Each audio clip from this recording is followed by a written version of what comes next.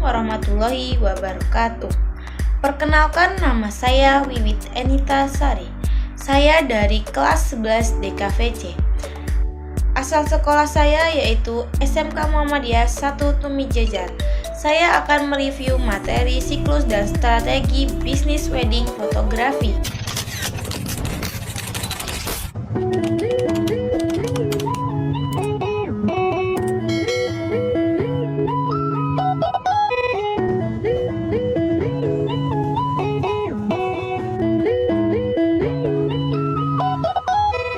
Wedding fotografi ini industri yang tidak ada matinya teman-teman, sangat menjanjikan, tapi sangat kompetitif, saingannya pun banyak dan ketat. Kenapa menjanjikan? Karena rata-rata orang di Indonesia itu pasti akan menikah, dan pernikahan itu pasti akan diabadikan, entah itu foto atau video. Dan ya, vendor dalam fotografi yaitu vendor yang diprioritaskan untuk calon pengantin, karena hasil dari foto dan video itu bakalan abadi. Jadi gak heran di industri wedding fotografi ini, apalagi di wedding fotografi ini tidak ada barrier to entry.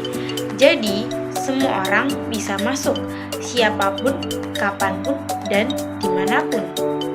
Sebelum memasuki fase introduction, pastikan kita sudah melakukan research and development agar ketika produk kita sudah launch, produk kita ke pasar, kita sudah terarah dan tepat sasaran.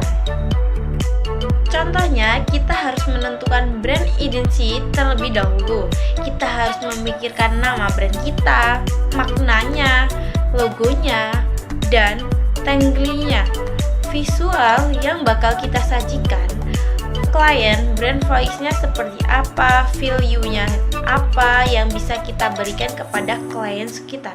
Kemudian kita harus bisa nge-brief down bisnis model canvas kita biar gak ketar-ketir, gak kebingungan ke depannya. Misalkan produk kita atau brand kita sudah masuk ke pasar, tanya kita ngebangun bisnis wedding fotografi. Yang pertama, saya akan menyampaikan situasi di fase introduction. Terlebih dahulu sebelum masuk ke dalam strategi, yang pertama, brand awareness yang masih rendah karena portofolio belum banyak ditampilkan di sosial media atau bahkan di website, dan juga reputasi belum baik di fase introduction ini. Yang kedua, penjualan masih rendah karena reputasi yang belum terbentuk, brand equality-nya juga belum kuat. Jadi wajar kalau misalkan penjualan awal-awal itu di fase introduction masih terlatik-tatik. Yang ketiga, margin-nya masih rendah. Di fase ini kita masih membuat parih yang memang harganya belum terlalu mahal ataupun di bawah pasaran.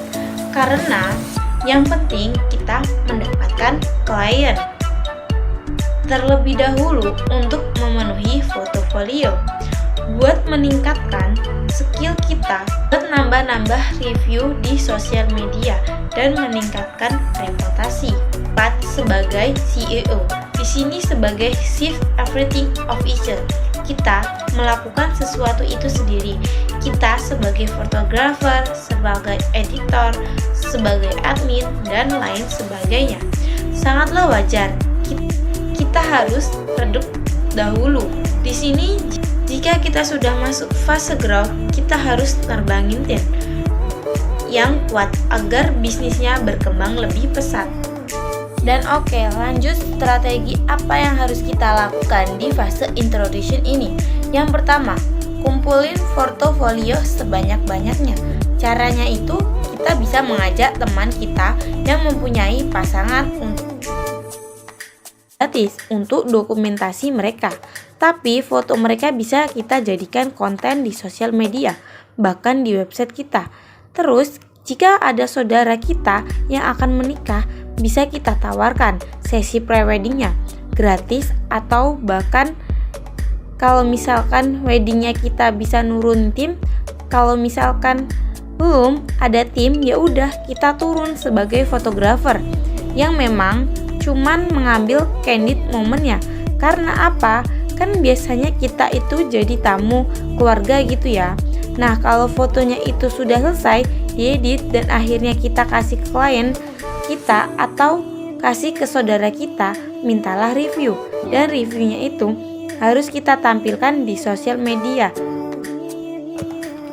atau di website kita. Karena apa, dengan review yang bagus atau misalkan bintang 5 pasti bisa meningkatkan reputasi kita dan kepercayaan orang terhadap brand kita.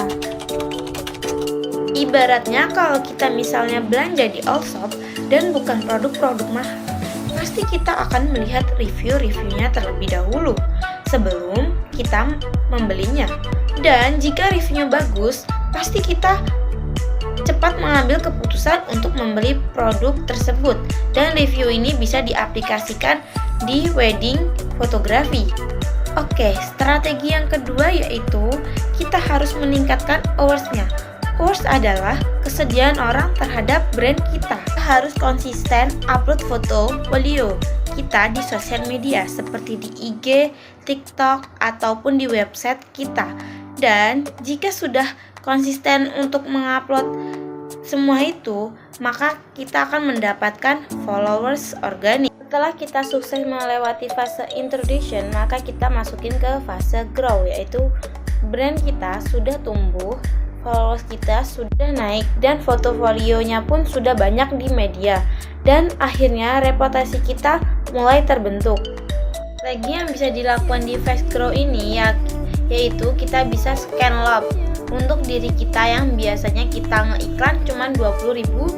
Sekarang kita bisa scan lob ke 70 sampai ke 100.000 per hari.